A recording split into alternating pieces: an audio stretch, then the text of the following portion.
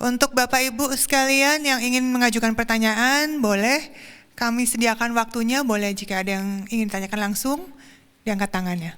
Oke, Dr. Chua lagi, silahkan. Sebenarnya sama ya, mimpi saya juga besar.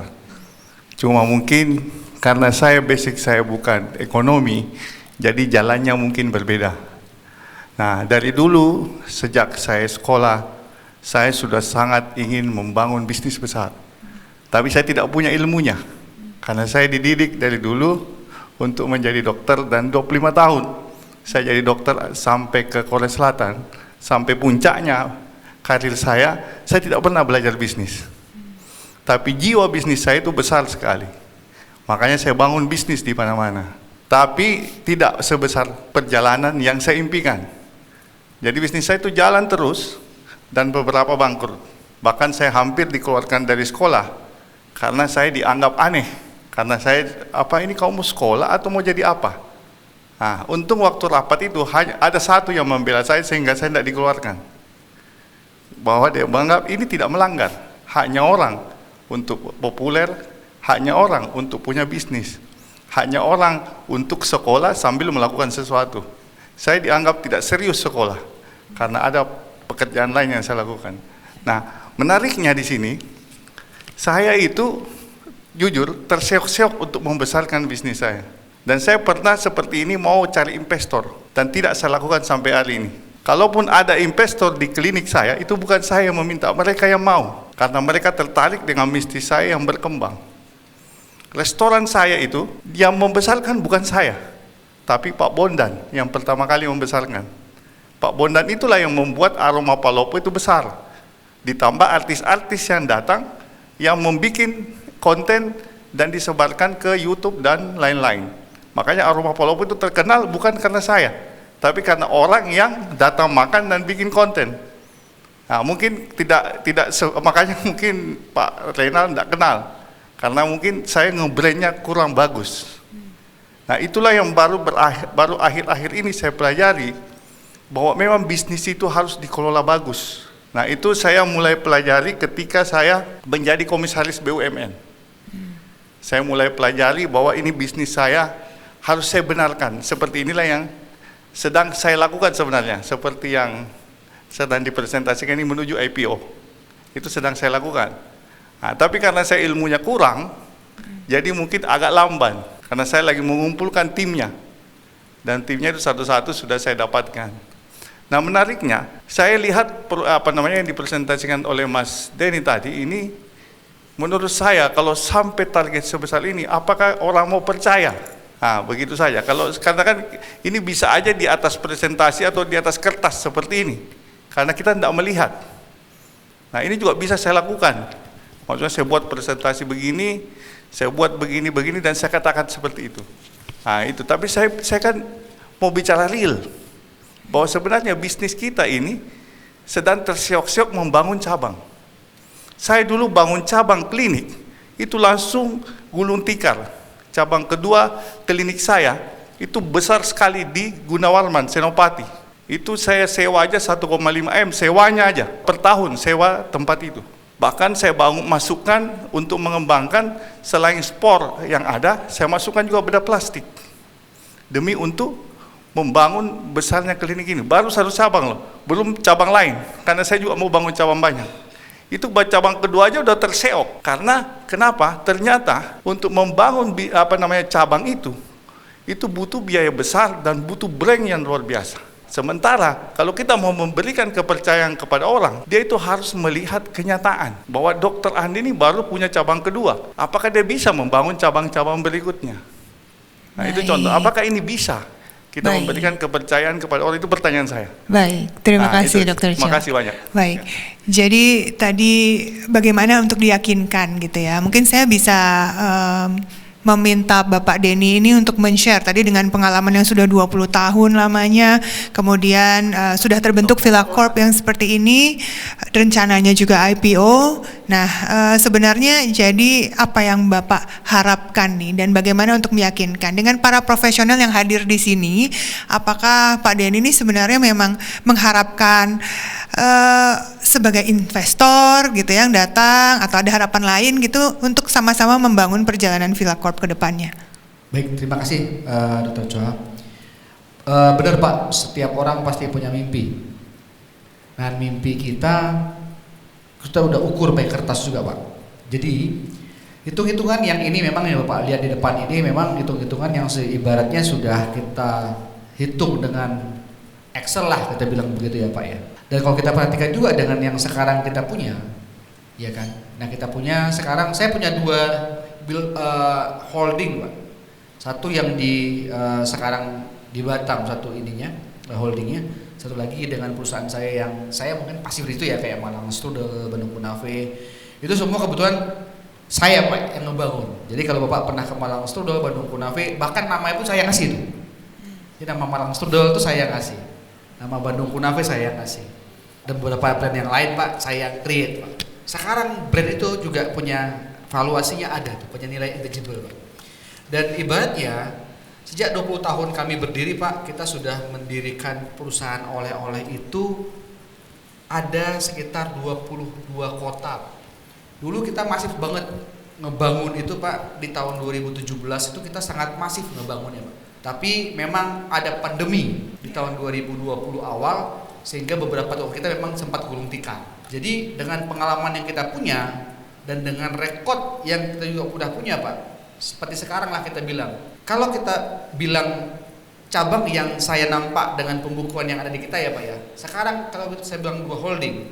Holding yang pertama saya itu di salesnya. Sales ini kan berarti hasil ya Pak ya. Sales adalah hasil dari tindakan yang kita lakukan selama setahun lah. Jualannya lah, produknya lah, manajemennya lah.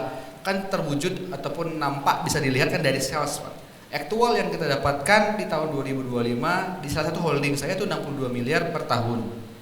Di holding yang satunya yang juga saya yang ngebangun ini itu juga 70 miliaran ada. Itu kita bilang real ada gitu. Ya berarti kan sekarang itu ibaratnya sekarang dengan hanya pengembangan toko ya Pak, itu atau dengan jualan toko lah, retail oleh-oleh lah sekarang yang kita punya itu kalau kita combine, kalau ini kan saya tidak bisa saya konsul saja karena saya tidak majority di sini. Jadi kalau yang di PT yang pertama saya majority. Kalau saya konsul berarti kita sudah mendapatkan sekitar 130 miliar Pak sebenarnya setahun sebenarnya. Kalau bisa dikonsul gitu kan. Itu baru hanya sekitar 12 kota Pak di Indonesia. Itu dari retailnya saja Pak. Dan itu kita belum masuk bandara. Itu masih di luar lah. Makanya dengan hitung-hitungan kita dengan sales bandara kita toko-toko yang lain kalau kita coba hitung Pak. Kalau kita ngomong 40 kota Pak. Saya pikir sangat memungkinkan. 40 kota. Nah, ini dia Pak. Kita ngomong dari retail ya Pak ya. Dari retail kita dulu ngomong toko aja Pak.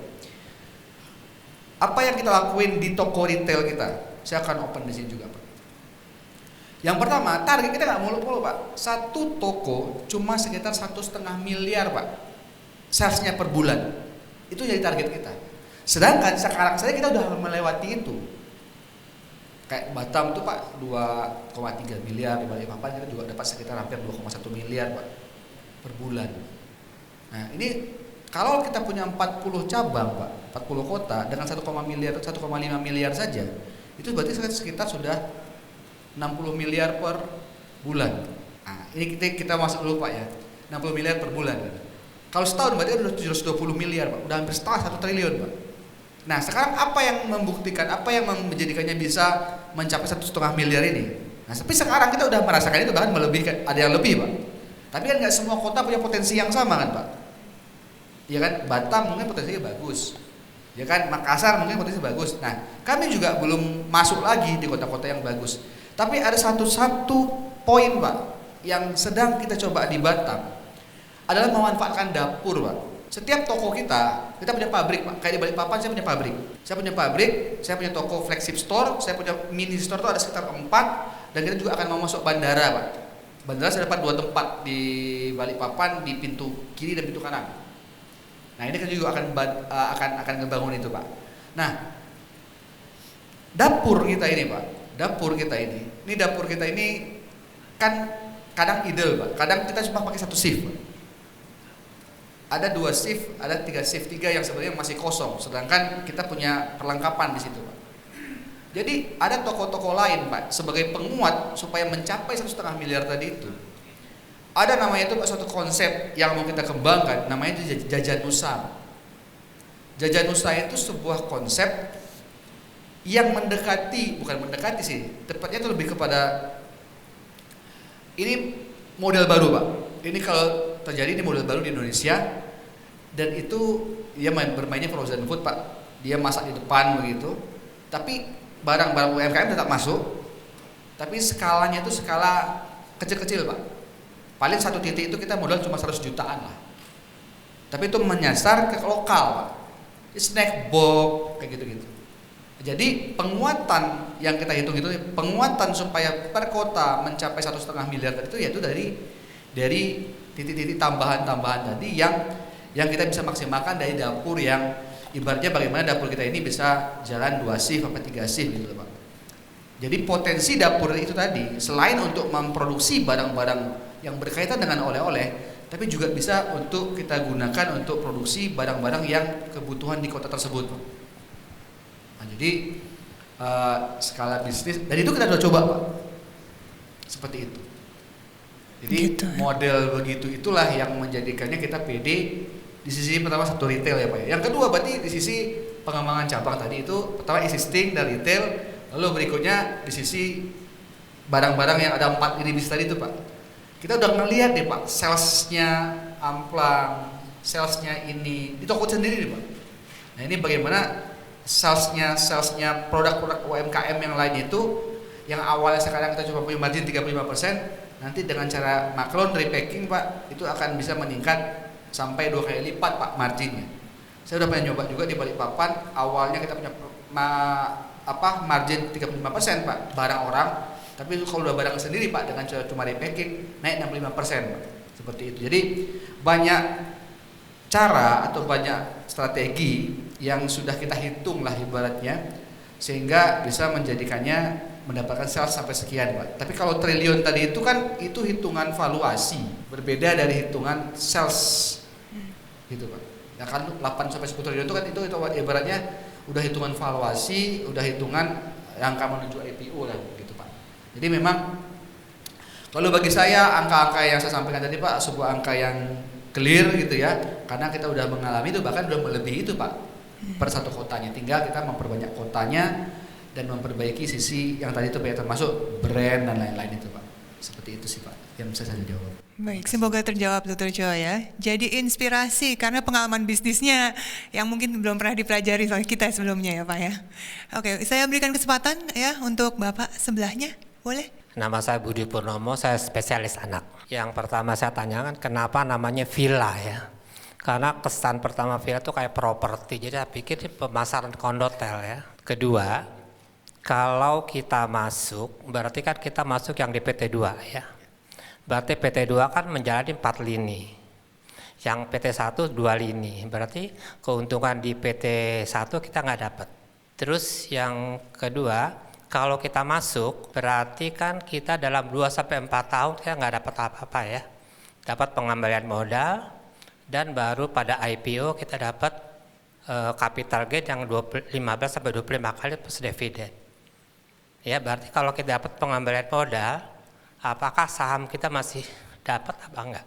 Yang ketiga, kalau kita sebagai pemula nih, kalau satu slotnya 1 M nih, kebesaran gitu ya. Karena kan baru per bulan deg-degan juga nih, belum pernah gitu ya. Atau kalau bisa diturunin. Terima kasih. Oke, terima kasih. Bisa langsung dijawab? Baik, yang pertama kenapa namanya villa Pak? Saya paling pas waktu bikin undangan juga deg-degan Pak. Waduh ini pasti diidentifikasi sebagai orang jualan properti Pak. Tapi adanya itu ya itu yang saya tampilkan Pak. Tapi ke depan saya berpikir mungkin ke depan berbeda lah gitu ya. Pas waktu invitationnya saja gitu. Tapi nama villa mungkin tidak berubah. Jadi kenapa namanya villa Pak? Karena waktu itu saya tinggal di satu komplek Pak, namanya Villa Muka Kuning. Lalu kek pisang villa ini, kek pisang yang saya create itu, itulah kita pakai nama kompleknya sebenarnya villa itu.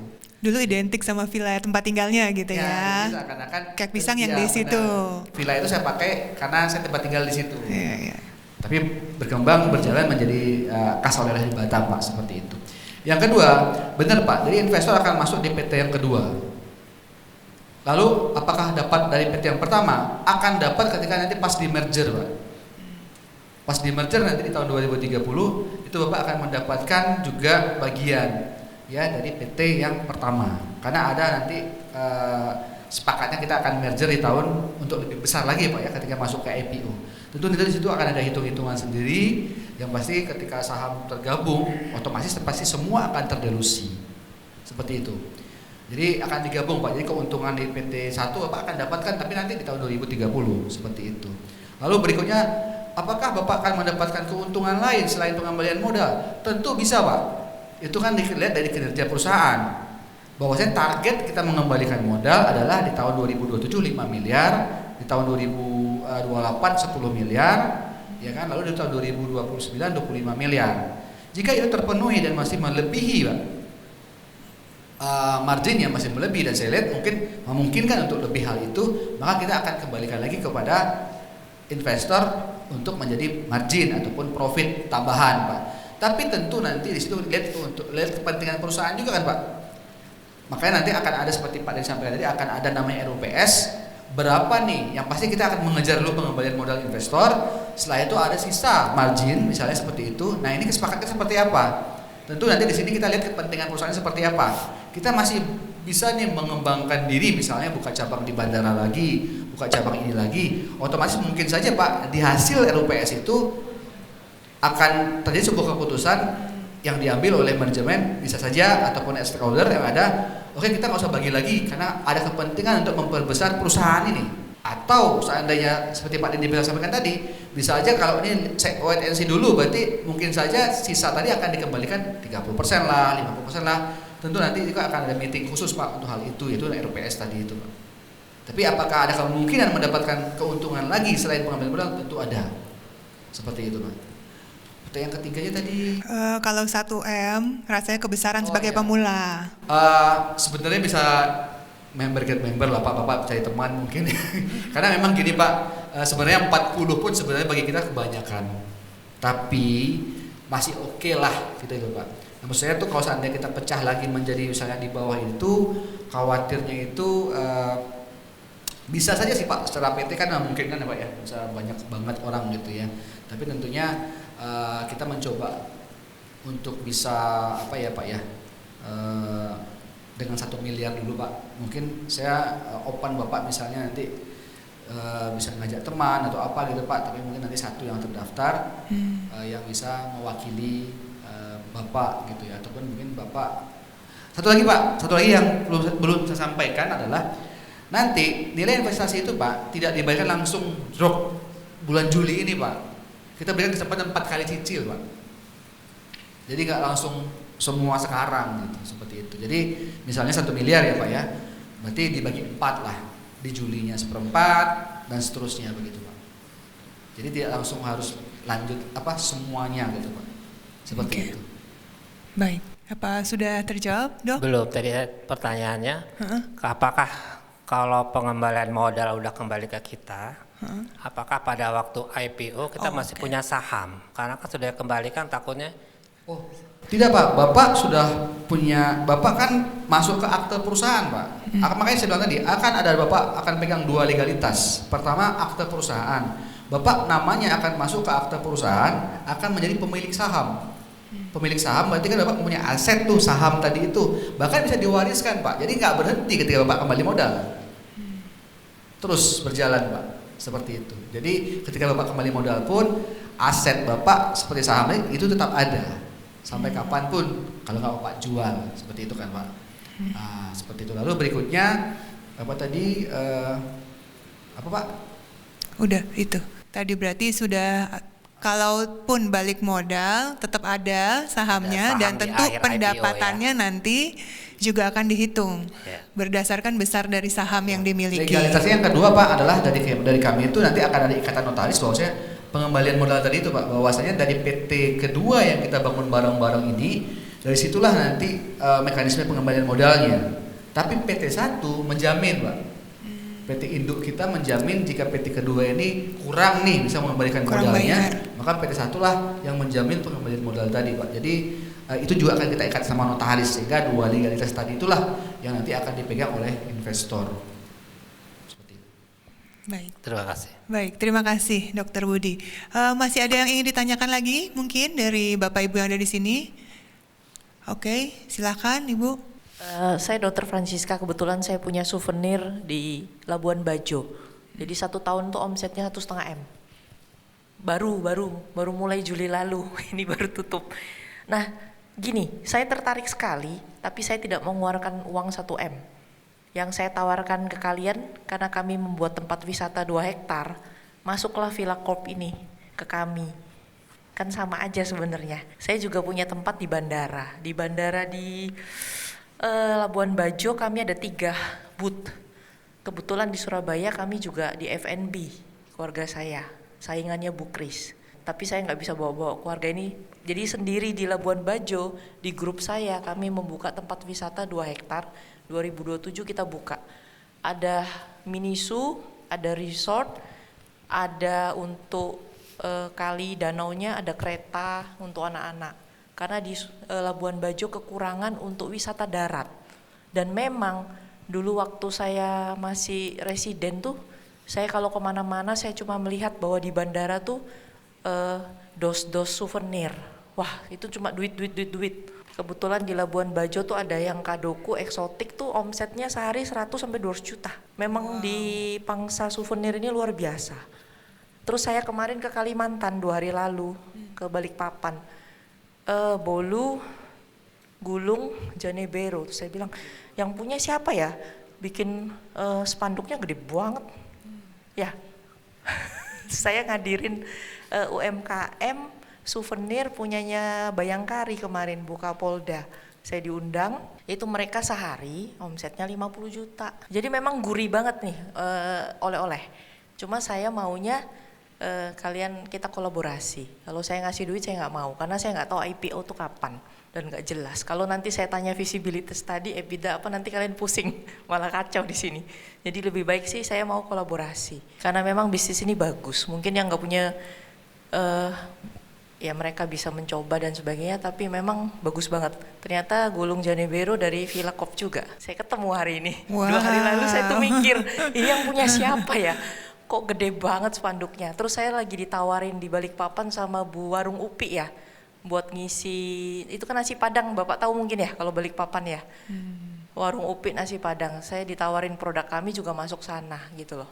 Kebetulan di Labuan Bajo juga saya sedang membuat sambal, tapi khas Labuan Bajo. Jadi itu banyak gitu loh, lini-lini yang saya bikin. Cuma capeknya kalau kalian kan enak, sudah maklon, sudah pabrik.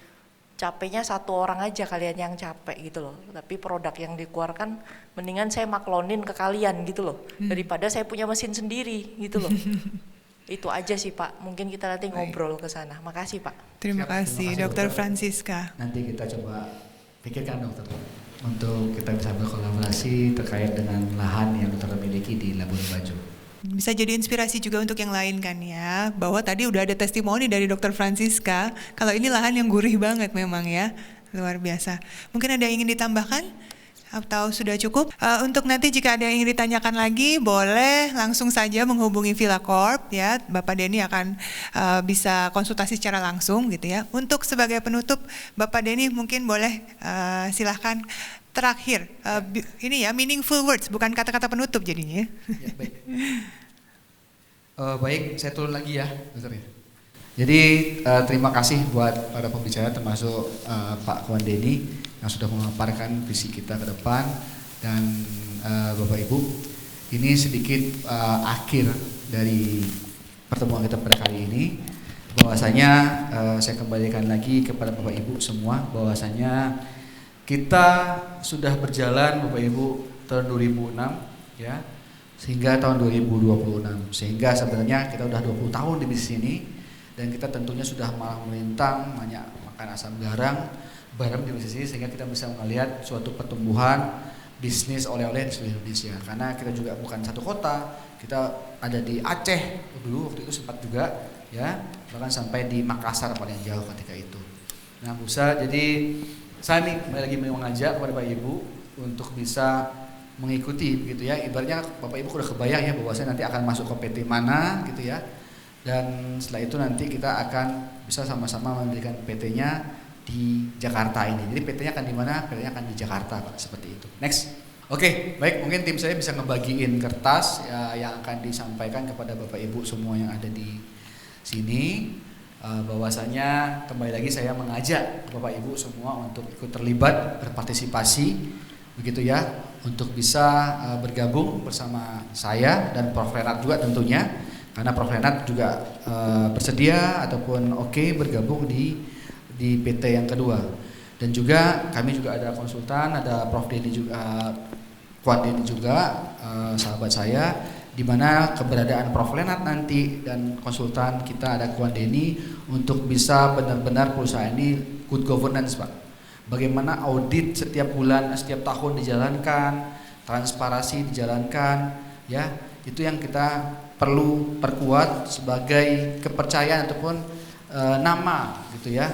Bahkan Prof. Renat juga sampaikan ke saya jaga nama beliau lah, kira-kira begitu.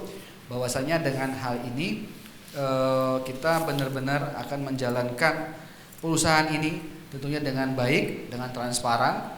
Makanya akan diaudit, karena perusahaan audit dari awal seperti itu sangat penting, itu untuk meyakinkan investor dan juga untuk meyakinkan diri kita bahwasanya kita siap benar-benar good governance dari awal, sehingga nanti pas di IPO-nya kita akan lebih mudah untuk masuk ke si IPO-nya. Jadi di sini kembali lagi saya mengajak Bapak Ibu semua yang berada di sini untuk bisa ikut terlibat untuk mengamankan slotnya. Ya, di sini kita ada 4 slot, begitu ya, 40 slot, yaitu 40 miliar dengan 1%-nya 1 miliar, ya. Bapak Ibu sudah diberikan kertas oleh tim kami. Silakan jika Bapak Ibu tertarik bisa mengisi minat di situ, dan jika misalnya dalam waktu beberapa hari ke depan Bapak Ibu kayaknya begini kayak begitu, Bapak Ibu kita juga akan kembalikan lagi duit komitmennya 7 hari kerja, seperti itu. Jadi Bapak Ibu itu tidak mengikat sama sekali, itu cuma hanya mengamankan slot Bapak Ibu yang ada di sini dengan cara di situ bahwasanya Bapak Ibu komitmen fee 10 juta untuk 1 miliar atau 1% atau 2% 2 miliar untuk cuma ditransfer 20 juta, seperti itu. Jadi mungkin ini sebagai mengamankan slot aja Bapak Ibu. Nanti ketika Bapak Ibu dalam 3 hari begitu ya, tidak misalnya nih berpikir lagi dan lagi, Bapak Ibu tidak jadi begitu, Bapak Ibu bisa menyampaikan kepada kami dan kami akan kembalikan duitnya kembali full penuh dalam waktu seminggu kerja, kira-kira seperti itu. Jadi sekali lagi kami mengajak Bapak Ibu untuk ikut terlibat dengan mengisi form tersebut. Mudah-mudahan kita bisa berkolaborasi, mudah-mudahan ini cikal bakal teman-teman awal yang bisa membangun perusahaan ini sehingga bisa menjadi perusahaan yang besar di sisi distribusi, supply chain dan lain-lain. Ibaratnya kalau saya sering bilang Bapak Ibu, Unilevernya tapi perusahaan oleh-oleh, Pak. Unilevernya tapi barangnya barang kas-kas daerah. Unilevernya benar, seluruh Indonesia mereka masuk, begitu juga kan kami. Bisa jadi produk kami dibuat di mana, tapi mungkin dipasarkan di mana, bahkan seluruh Indonesia Bapak Ibu. Karena perusahaan ini benar-benar nanti akan menjadi perusahaan nasional yang bertujuan memang untuk IPO di tahun 2031. Seperti itu Bapak Ibu. Silakan next Bapak Ibu bisa isi begitu ya. Tadi Pak Denny Kuan sudah menjelaskan juga, jika Bapak Ibu invest di 2%, maka prediksi ataupun valuasinya ketika IPO bisa mendapatkan hingga berlipat kali lipat seperti itu. Jadi silakan kami berikan waktu kesempatan untuk mengisi form tersebut 3 menit dari sekarang. Setelah itu tim kami akan mengumpulkan. Setelah itu saya berikan kepada Lisa untuk menutup acara pada siang hari ini. Setelah itu kita akan bisa diskusi Bapak Ibu, lunch bareng di meja belakang seperti itu. Silakan, saya berikan kesempatan mengisi 3 menit.